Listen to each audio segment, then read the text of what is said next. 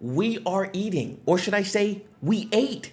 We 9, we 10, we ate so much today. The economy live stream update is what the streets needed, let me tell you. Ashes looks like it's gonna be in a really good spot. Let's keep this up and we'll see where it goes. Also, man, I just really want to say really quick, thank you so much for the love for the birthday charity stream that I did. We got to raise $500 for the American Kidney Fund, and that is thanks to all of you guys that came out and supported the charity. I really do appreciate all of the birthday wishes. It was really dope, man. So what that means is I am going to be starting a playthrough of Elden Ring. Got a horror game, and of course I'm going to do GTA RP. Right, I still have Alpha 2 codes to give away, so I am gonna figure out a way to get those out. I really want to give a huge shout out to my guy Ray, man. He donated during the stream. He was like, yo Q, I gotta go to work, I'm gonna get with you. I ended the stream, and while I was offline, he came back, found the link, and donated more to help us hit the goal. So huge shout out to Ray, to everyone else. I know a lot of you guys donated anonymously. Let me know who you are if you'd like to, so I can give you your credit. I really do appreciate it. And of course, I am a man of my word. $500 meant a pie to the face. So enjoy the video. Oh. All right, ladies and gentlemen, we have a lot to talk about. So honestly, man, let's just start off with the easiest thing. This stream was a complete W. Everyone seems to be hyped and happy, and I think that is exactly what we need going into phase 3. Starting off here, huge, man. If you have Alpha 2 access, you are now going to have PTR access starting on July 1st. Now, obviously, that is huge. I know so many people, so many different people who are like, yo, you know what, Q, it would be dope if I could get into the PTR because of X, Y, Z. I think a lot of people too, they don't just want to log in weekly. Some people were logging in weekly, and I know some people felt like they were at a, I don't want to say disadvantage, but some people definitely felt like they were missing out a lot because they weren't able to get in on the PTR before others.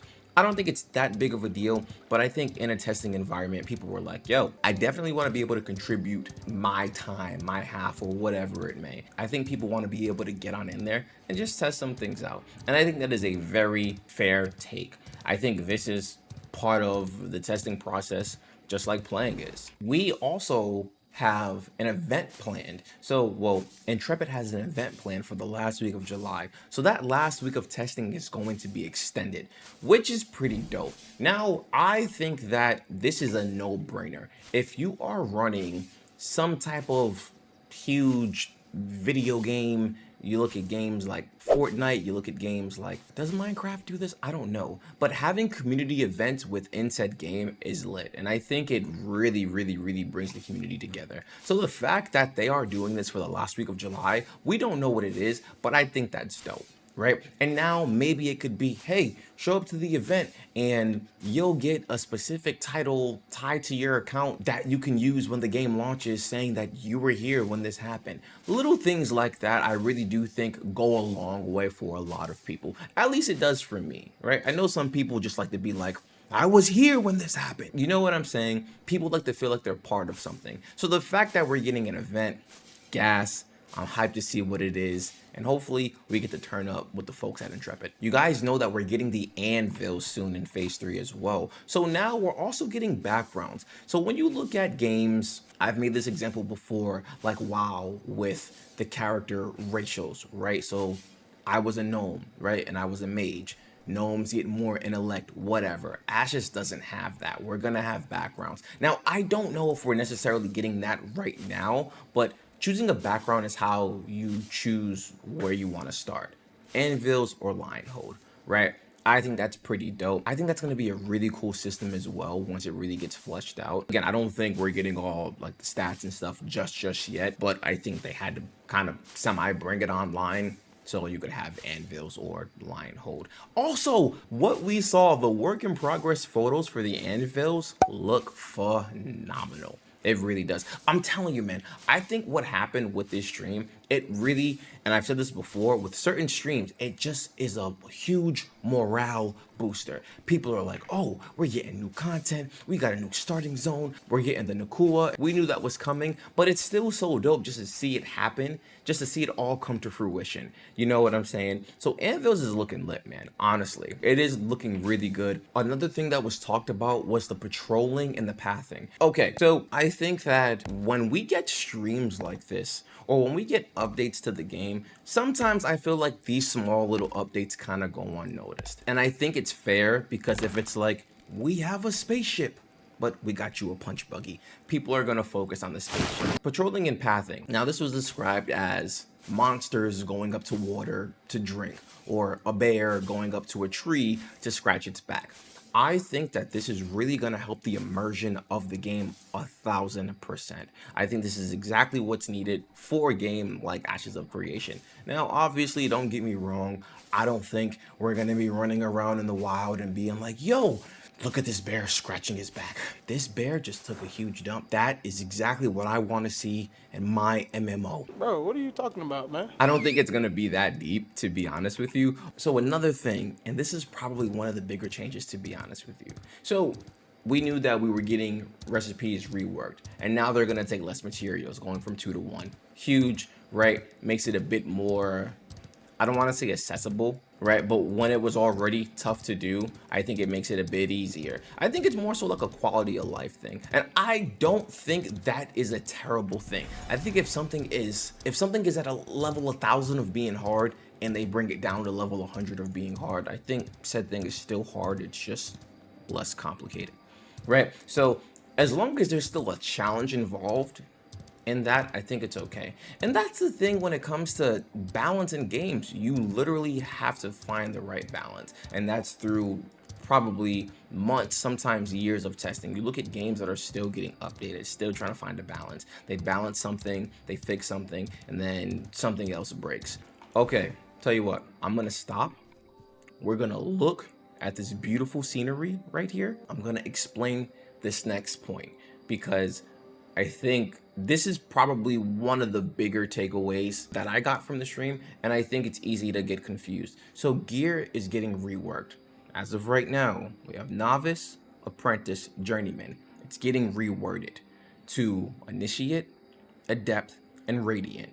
So Novice, Initiate, Journeyman. See, I'm even confused. Novice, Initiate, Apprentice. What the heck was the second one? I just forgot it. Oh my gosh. Novice, Initiate, Apprentice, Adept, and then Journeyman, Radiant. So now everyone is going to be able to gear themselves. And that's going to be like the tier 1 gear that you're going to get. Tier 1, tier 2, tier 3, whatever. So we'll take Novice. We'll take the Novice, Initiate tier level that we're talking about here. So that's gear 1 through 10. Okay. Within that bracket of gear, there are still going to be 3 levels of gear. You have low, mid, and high. So let's say low is from levels 1 to 4. Mid could be 5 to 8. And then high could be 9 to 10. And I know I broke that up weird. It could be 1 to 3 for low, 4 to 6 for mid, and then 7 to 10 for high. Same thing applies. You get what I'm saying. Throughout those tiers and that bracket, so that low tier, you're going to be able to gear yourself. You'll be able to see items that you need, materials in the world. Say you need rubies, you can go out, find rubies, whatever. I can mine rubies right now because that's what we're all able to do at a very low level. Now say I want to get that level 10 gear in that tier 1 category. I might need, I don't know, emeralds, right? You have to level up your mining to get emerald. You're gonna need better materials to get better gear. So here is the kicker, because it is Ashes of Creation. I think this is a, wait, did we, wait, what the heck? Bro, we just got heroic rubies. Wait, what the heck? We just, That was super random. Okay, we'll take it. Here's the kicker. There's only so much that you can do alone, and I think that is fine. There are going to be people that want to just do things alone. We know drop rates are insane. Insane as in they are bad. It's made like that purposely. If you want that higher level gear, you're going to have to go source that out from somebody. And I don't think that's a bad thing. They're now giving us options where it's like, look, bro, you want gear? Okay, we gave you a ton of options. Go get your daffodils, go get your snowdrops. Oh, but you want to get gloomy pros. Level up and get it, or go talk to somebody else and get it. And even then, if you're not leveled up in that artisanship, you're literally going to have to outsource it. So you got to figure it out. So I think that's one of the biggest changes. It can be confusing because again, there's 3 levels: initiate, adept, and then radiant. And then within those levels, there's low, mid, high gear. Right? But I think once we get it, we'll be able to figure it out. It's not going to be hard at all. They also talked about improving set bonuses. Now, let me say this, as someone who is a bard and got the complete Rosethorn set, I love that. I need that. I need that. I do want to say though, if there is a way to make set bonuses, I don't want to say like be feared or anything like that, but to have a distinct thing, like, oh, like you have the Rosethorn set, so you're able to do XYZ. That's really cool. Or you have the Bluebell set, you're able to do XYZ. Personally, I'm someone, if I get a full set, I don't want to be able, like, sure, I can mix and match, cool, but I want the best outcomes from the set. That's just me. They said they're reworking it. I'm gassed to see what I can get for the bard. We've also talked about quest rewards. Quest rewards are a big talking point in the community. So now we're going to be getting reward boxes. Don't worry, it's not any real currency that you're going to need for the game. You're still going to be able to get it in game. It's still just another way to give us more loot. I think that's dope. I'm excited to learn more about that from Quest. I think that's some good listening personally. You know what I'm saying? Give us a chance to get some more gear, some more whatever it may. I'm happy with that. Let's just see what it is, because if it's an extra 10, 15 glint, I'm not gonna care. Speaking of real money, if you bought some cosmetics, which I don't know why anyone would do, what loser would spend their real life hard-earned money on some skins in the game? I'm gonna be honest with you guys. There's no way any of you are smart for doing that. Truthfully, that's just my honest, unfiltered opinion. But if you are one of those people, those cosmetics are coming to our characters in phase 3. So now they'll be applied to all of your characters.